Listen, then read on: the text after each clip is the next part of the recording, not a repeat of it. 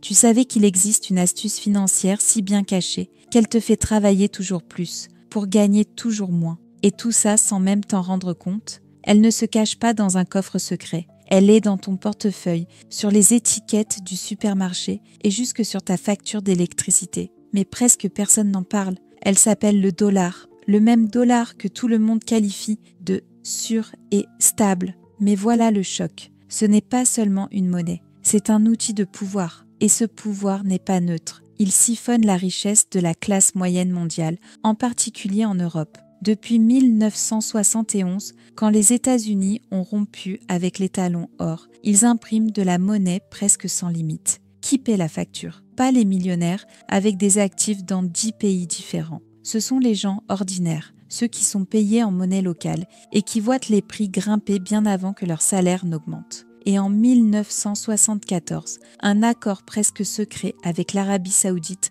a obligé le monde entier à acheter son pétrole en dollars, le fameux pétrodollar. C'était comme créer une taxe invisible sur toute l'énergie mondiale. D'ailleurs, si cette info t'a déjà surpris, rends-moi un service, mets un like et abonne-toi. Ça peut paraître un petit geste, mais c'est ça qui fait grandir la chaîne et permet à ce genre de contenu que tu ne verras jamais au JT d'atteindre beaucoup plus de monde. Respire un grand coup, parce qu'aujourd'hui, on va dévoiler comment ce système fonctionne, ce qu'il signifie pour ton portefeuille et surtout, ce que tu peux faire pour ne pas être le dernier à comprendre quand la marée tournera.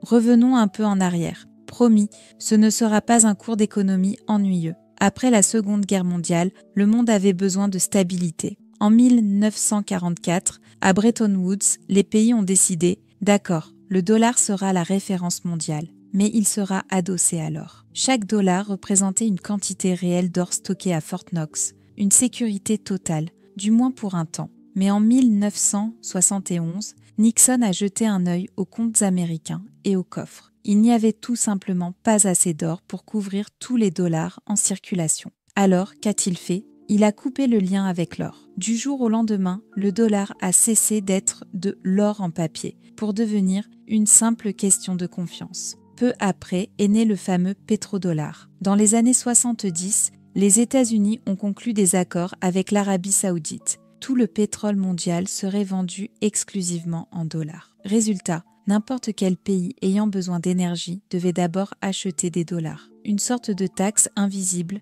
qui a soutenu la puissance américaine pendant des décennies. Mais cette domination n'est pas éternelle. La Chine et la Russie signent désormais des accords bilatéraux dans leur propre monnaie. Certains pays testent des systèmes alternatifs, fatigués de dépendre de Washington. Et des crises comme celle de 2008 ont prouvé à quel point la confiance peut s'évaporer vite. Morale de l'histoire, le dollar n'est pas fort par magie, mais grâce à un réseau d'accords et d'intérêts. Si ces pièces du puzzle changent, c'est tout le plateau de jeu qui bascule. Et avec lui, le prix de ton carburant, de tes voyages et même de ton prêt immobilier.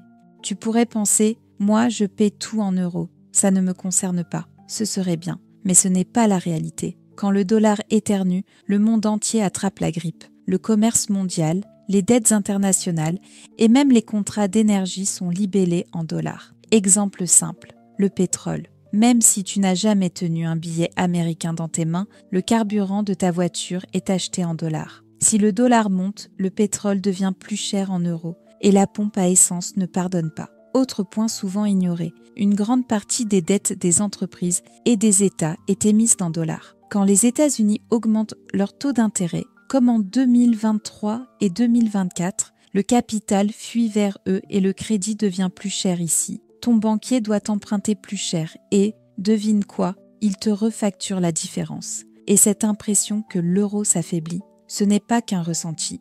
Quand le dollar se renforce, les investisseurs se ruent vers lui comme valeur refuge. Résultat, des importations plus chères, des voyages qui coûtent plus et ton pouvoir d'achat qui rétrécit. L'ironie ? Les politiciens européens parlent d'autonomie stratégique, mais continuent d'accumuler des réserves en dollars. C'est un peu comme critiquer ton voisin, tout en lui empruntant sa tondeuse chaque week-end. En résumé, le dollar est l'arbitre silencieux de ton budget. Quand il vacille, l'effet arrive directement sur ta facture d'électricité et sur le prix de ta baguette. Tu ne le verras peut-être pas à la une des journaux, mais il existe des signes clairs que le dollar ne règne plus aussi absolument qu'avant. Les banques centrales diversifient. Pour la première fois depuis des années, certains pays conservent un peu moins de dollars et misent davantage sur d'autres devises comme l'euro ou le yuan. C'est une façon de dire « mieux vaut ne pas dépendre d'un seul pilier ». La ruée vers l'or est de retour. En 2024, les banques centrales ont acheté plus de 1000 tonnes de métal précieux. Ce n'est pas une mode vintage, c'est une manière de réduire les risques puisque l'or ne peut pas être imprimé par un gouvernement. De nouvelles alliances apparaissent. La Chine, la Russie et certains partenaires du Moyen-Orient ont commencé à conclure des accords commerciaux en utilisant leurs propres devises. Cela montre qu'une partie du commerce mondial cherche des alternatives au système traditionnel. Des experts mettent en garde contre des changements graduels.